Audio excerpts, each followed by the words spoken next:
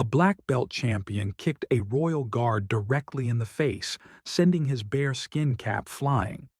But when the ceremonial statue suddenly moved, the martial artist's tournament training couldn't save him from what came next. The crowd watched in stunned silence as years of arrogance met military reality. Now, before we continue, let us know in the comments where you're watching from. Also, make sure to check out our second channel, Guard Patrol, linked in the pinned comments, because we upload daily at the same time on both channels.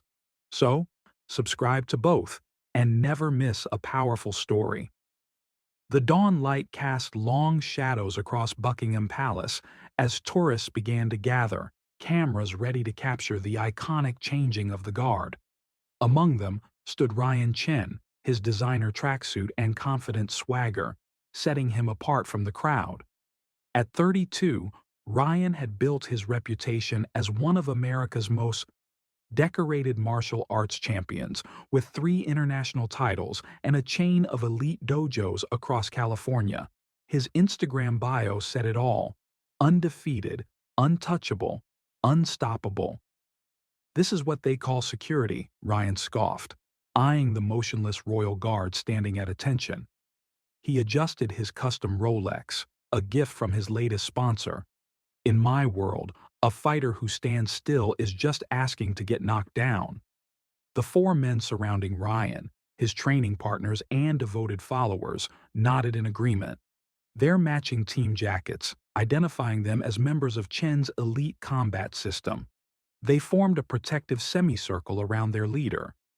An instinctive formation developed through years of tournament competitions. "Remember Tokyo last year?" one of them said, grinning. "That Swedish champion, who said he was unbeatable, didn't last 40 seconds in the ring with you." Ryan's eyes narrowed as he studied guard William Harrington, whose scarlet tunic and bearskin cap stood in stark contrast to the modern glass and steel of Ryan's fighting cage. At 28, Harrington had served with distinction for 8 years, though nothing in his impassive expression revealed the 3 tours of duty in Afghanistan, or the night operation in Syria that had earned him a quiet medal ceremony at the Ministry of Defense. "Look at that stance," Ryan muttered, professional assessment mixing with derision. "Completely vulnerable, no center of gravity, no defensive posture." He rolled his shoulders, the movement rippling through muscles honed by thousands of hours of training. All that ceremonial garbage would get him destroyed in a real fight. A few tourists nearby glanced nervously at Ryan's group, sensing the unmistakable energy of contained aggression. Among them, Colonel James Thornton, retired after 30 years of distinguished service with the Royal Marines, paused in his morning walk. His weathered face registered concern as he observed Ryan's demeanor, recognizing the telltale signs of a man looking for confrontation. "Let me show you what a real fighter looks like," Ryan announced, stepping closer to Harrington. The guard's eyes remained fixed forward, his disciplined stillness a stark contrast to Ryan's fluid movement. "See, a real fighter is always ready, always moving, always aware." He demonstrated a defensive stance, his trained body shifting with practiced precision.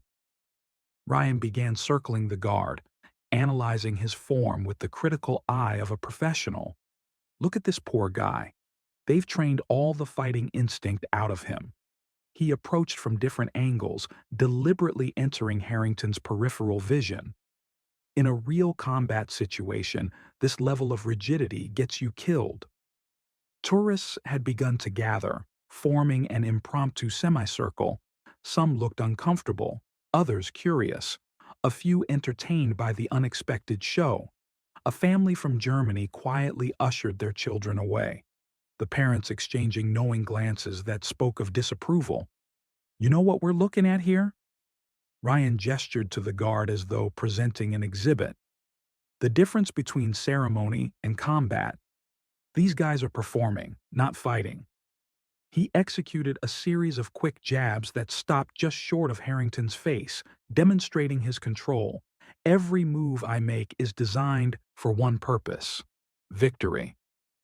Colonel Thornton had moved closer now, his military bearing evident despite his civilian clothes. The medals pinned discreetly on his lapel caught the morning light, decorations that spoke of real battles fought and real sacrifices made. His expression remained neutral, but his eyes never left Ryan's increasingly aggressive display.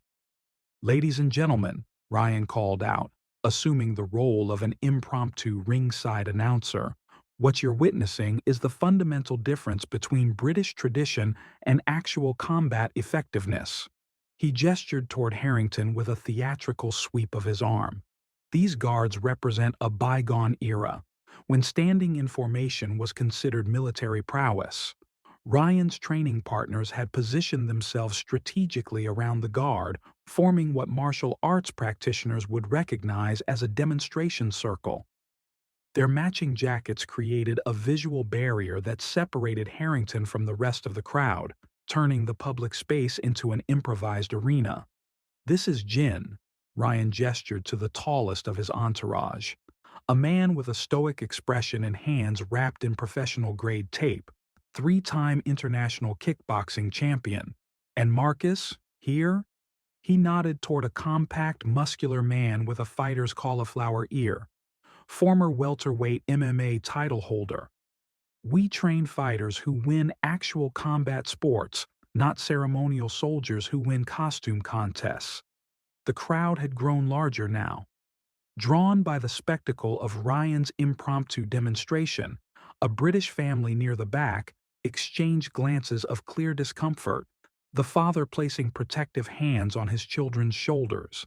An elderly woman with a veteran's pin visible on her coat shook her head in quiet disapproval. "Watch how a real fighter moves," Ryan instructed, executing a series of lightning-fast punches that stopped mere inches from Harrington's torso. "Every movement has purpose, intent, lethal potential, nothing wasted, nothing for show. This is fighting efficiency, developed through thousands of hours facing actual opponents, not standing at attention." Colonel Thornton had begun making his way through the crowd, his military bearing parting the onlookers with quiet authority. His face betrayed concern, not for Harrington's safety, but for what might happen if the guard was forced to break protocol.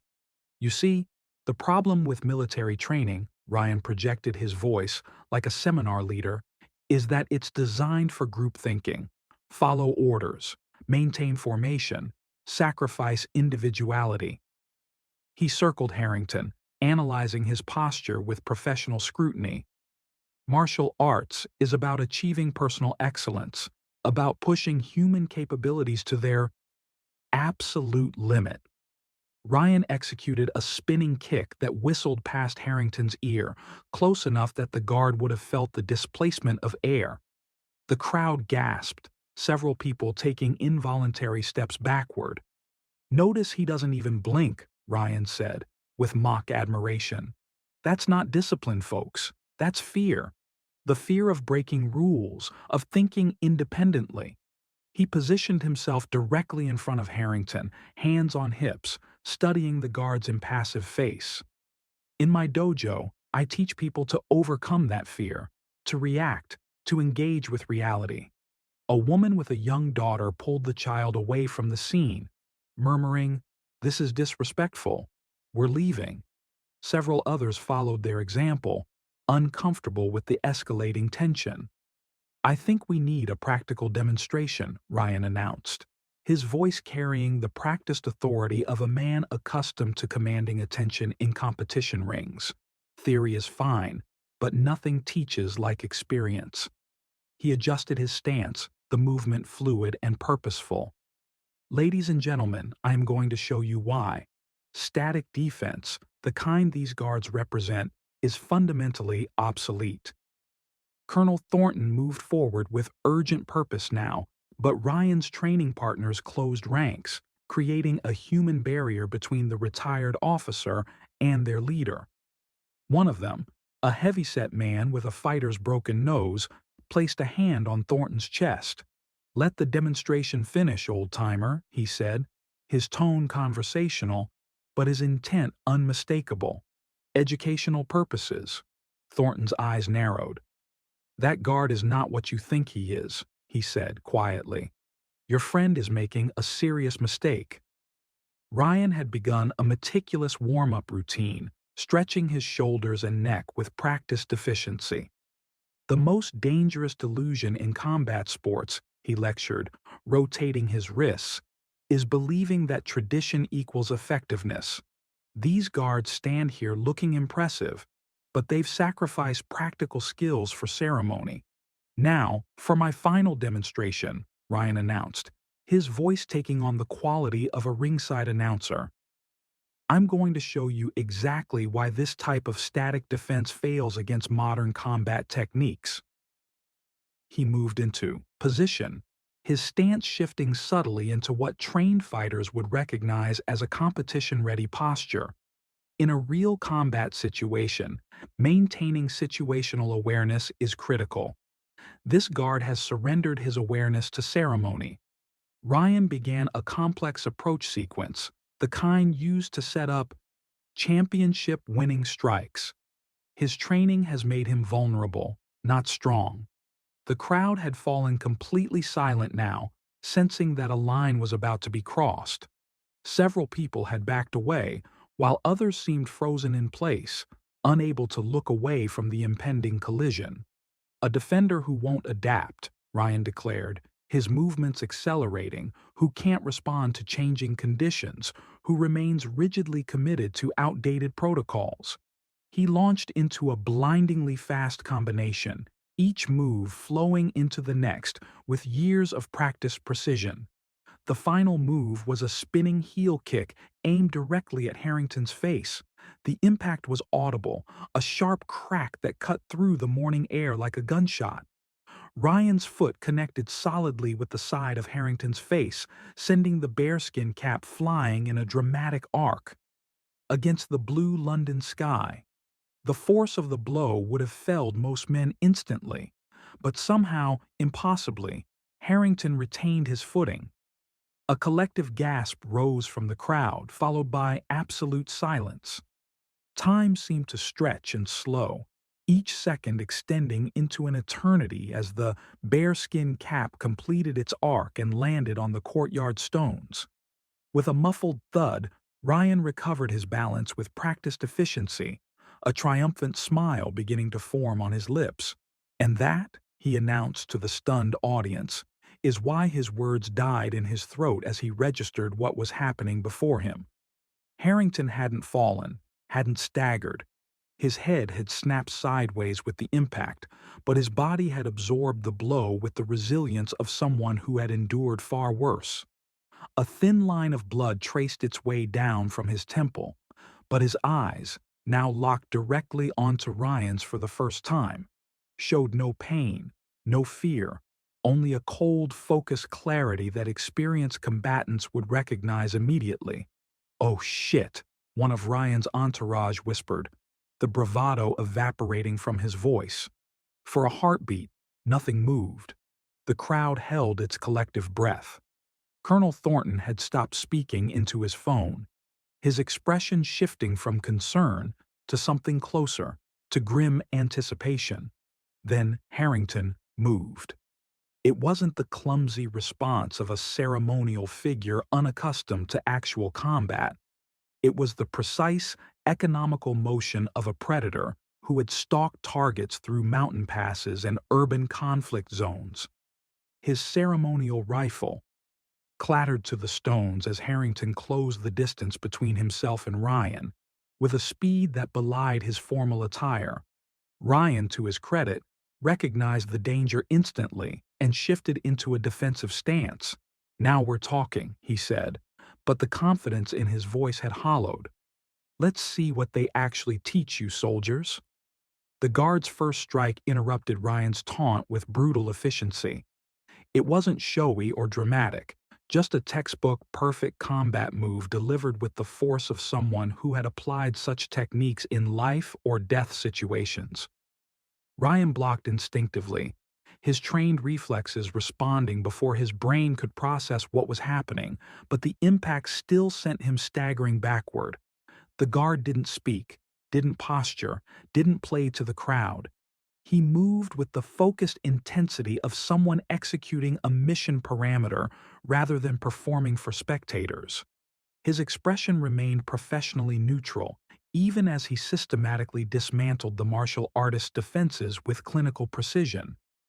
Ryan attempted a counterattack, launching a kick that had won him tournaments across 3 continents. Harrington caught the leg in midair and with one decisive motion took the champion to the ground. The impact knocked the wind from Ryan's lungs, his eyes widening with the sudden, humbling recognition that he was drastically outmatched.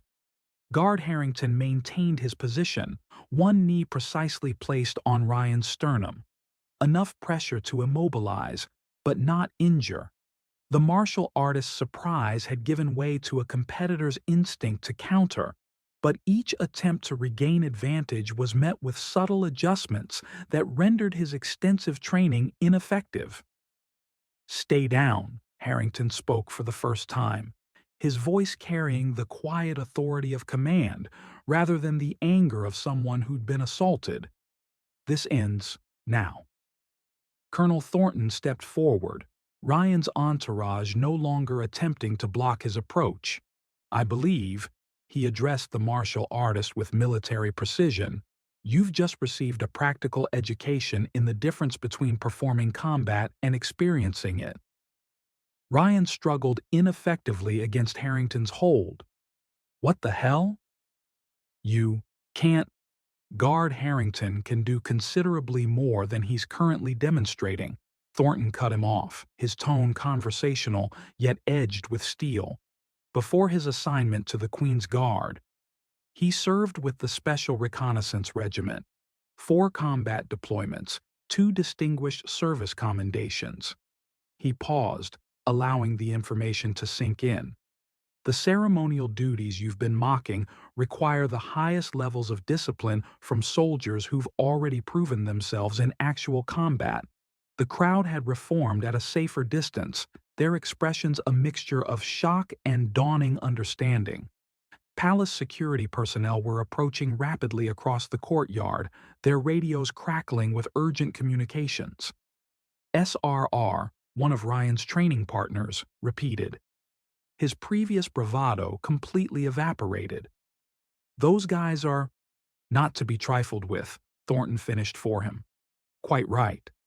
Harrington maintained his position, his breathing controlled, and even despite the exertion of the brief confrontation, the thin line of blood from Ryan's kick had traced a path down his cheek, but his expression remained professionally detached, the same focus he'd maintained during night operations in environments far more dangerous than this palace courtyard. "Every guard standing ceremonial duty," Thornton continued, addressing not just Ryan but the gathered tourists, "is an active duty soldier with extensive combat training and, in many cases, battlefield experience. The discipline you mistook for weakness, Mr. Chen, is the same discipline that keeps them effective in situations where your tournament training would prove fatally inadequate." Ryan had stopped struggling, a new awareness dawning in his eyes. He moved like I didn't expect. "No, you wouldn't have," Thornton nodded. "Competition, fighting, and combat operations develop entirely different skill sets. Your techniques are impressive in controlled environments, with rules and referees. Guard Harringtons are effective in environments where the consequences of failure aren't measured in lost points." Palace security had arrived now, surrounding the scene with professional efficiency. Their commander, assessing the situation at a glance, approached Colonel Thornton with respectful recognition. "Colonel, sir, we'll take it from here." Thornton nodded. "I believe Guard Harrington has the situation well in hand, Lieutenant. Mr. Chen, here, decided to test the reflexes of the Queen's Guard in a rather direct fashion."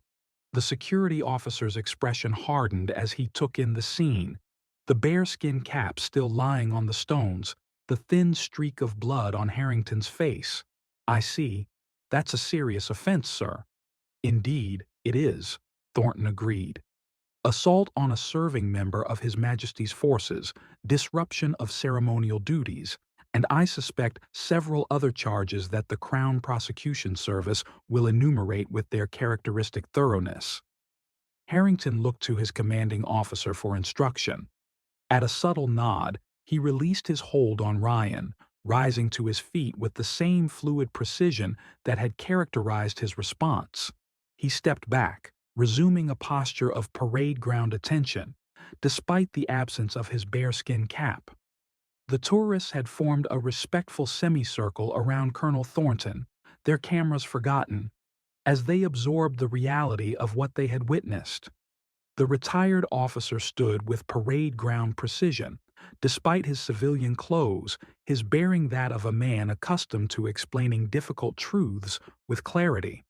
The uniform these guards wear, he gestured toward Harrington, who had resumed his post with perfect composure, despite the thin line of blood still visible on his cheek, represents far more than ceremonial tradition. It is earned through the same rigorous training that produces our nation's combat forces. An American tourist raised his hand tentatively. But why have them just standing there if they're actual soldiers? Seems like a waste of training. Thornton's smile held patient understanding. An interesting question that reveals a common misconception. These ceremonial duties rotate among active duty units. The soldier standing guard today might have been conducting counterterrorism operations 6 months ago and may deploy to a conflict zone 6 months from now. He gestured toward Harrington with respectful acknowledgement. Their ceremonial stillness isn't their defining capability. It's simply one expression of the discipline that makes them effective in all aspects of their service. The security officer, who had taken custody of Ryan, returned, approaching Thornton with professional courtesy. "Colonel, Mr. Chen is being processed for formal charges. Given the public nature of the incident and the injury to Guard Harrington, the charges are quite serious." Thornton nodded. "As they should be. Assaulting a serviceman on duty is not a matter the Crown takes lightly. He's requesting to speak with Guard Harrington," the officer added, his tone neutral but his expression skeptical, "says he wants to apologize properly." Thornton glanced toward Harrington, who gave an almost imperceptible nod, despite maintaining his forward gaze.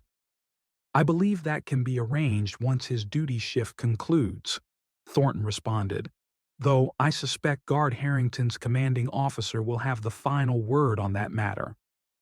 What Mr. Chen failed to understand, what many civilians understandably don't recognize, is that military excellence isn't measured by the same metrics as competitive sports. In competition, the goal is to demonstrate superior technique within established rules. In military service, the goal is effective mission completion, often under conditions where rules are secondary to survival. He gestured to Harrington's immaculate uniform, now slightly marred by the confrontation, the discipline you see in these guards, the ability to stand motionless for hours, to maintain perfect composure regardless of provocation. That's not separate from their combat training, it's an extension of it. The same mental control that allows a soldier to remain still under tourist harassment is what allows them to remain calm under enemy fire.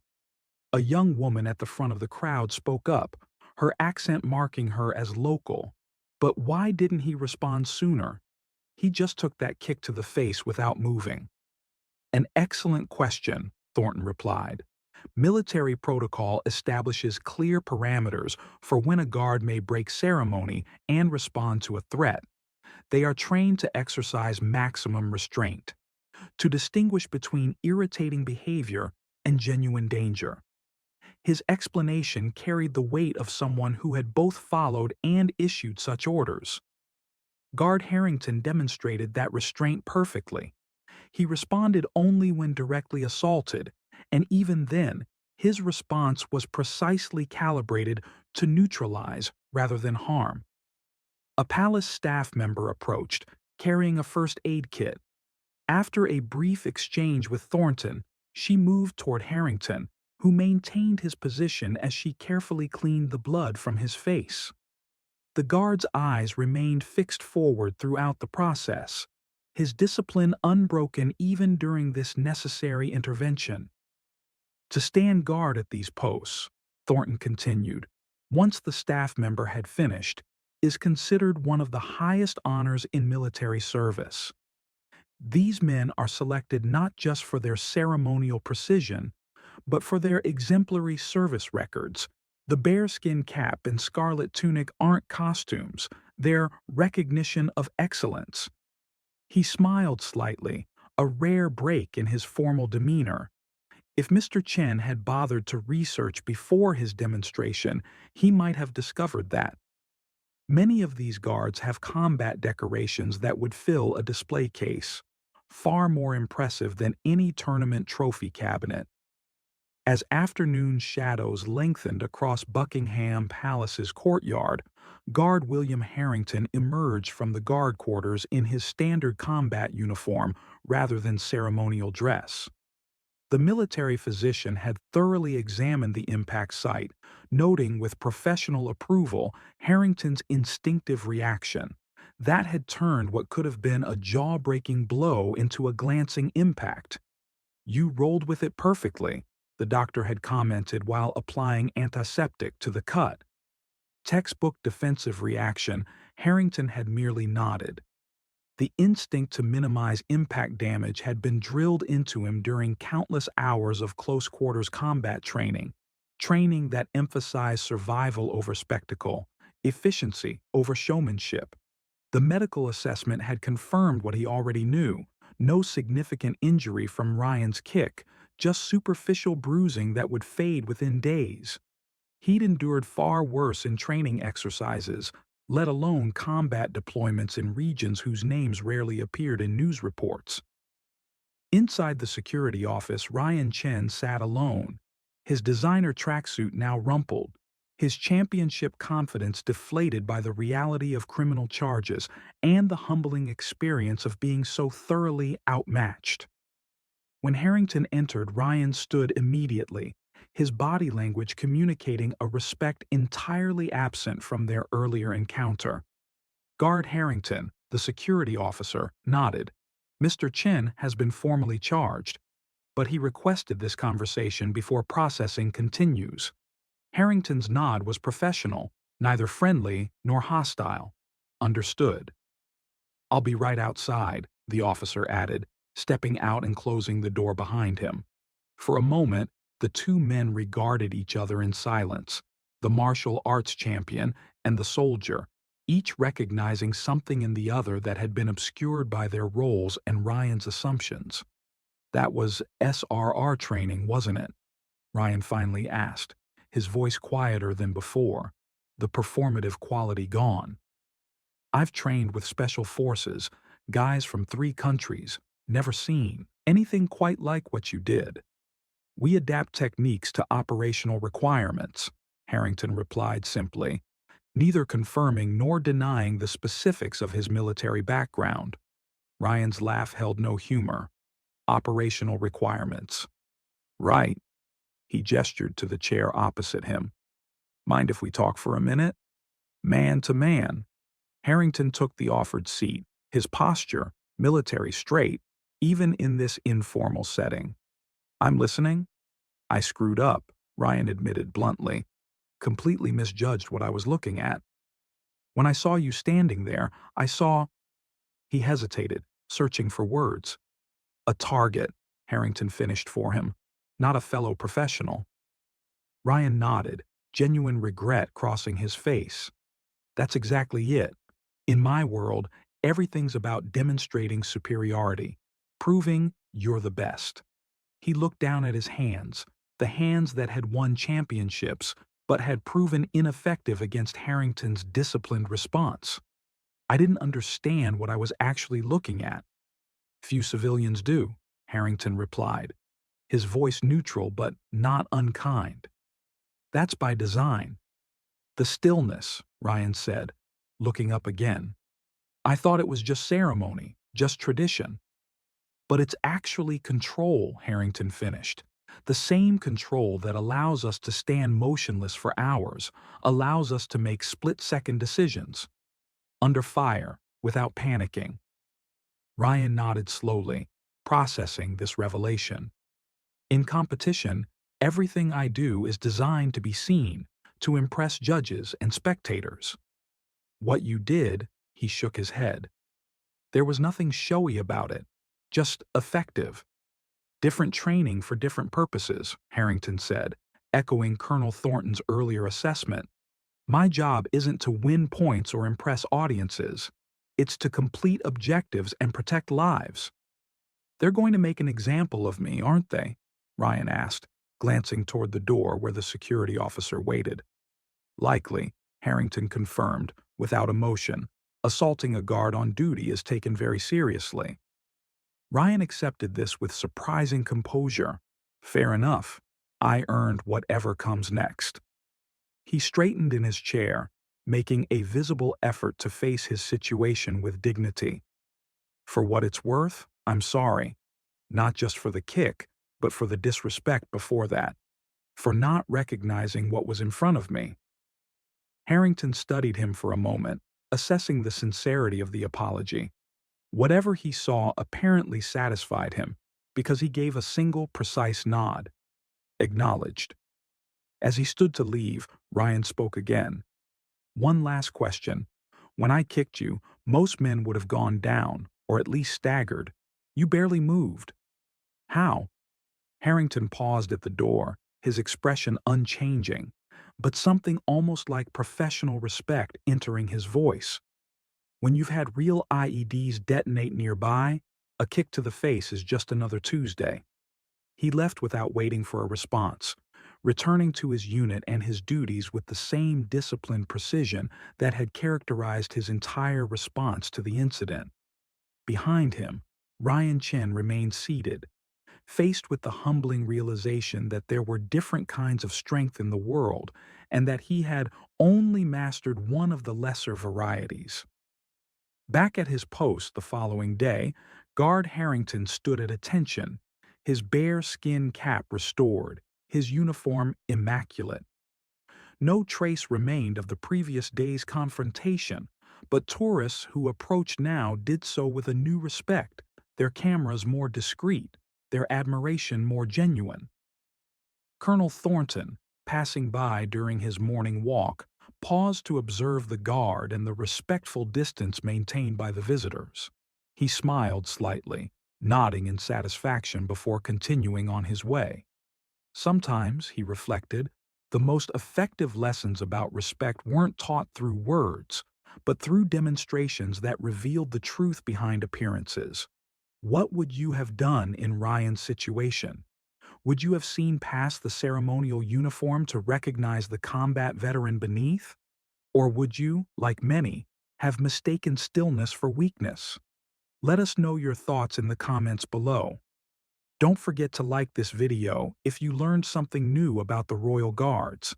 Subscribe to our channel for more stories that reveal the truth behind ceremonial traditions, and hit that bell icon to be notified when we upload our next video. Make sure to check out our previous videos appearing on your screen right now, and we'll see you again tomorrow at the same time with another brand new video.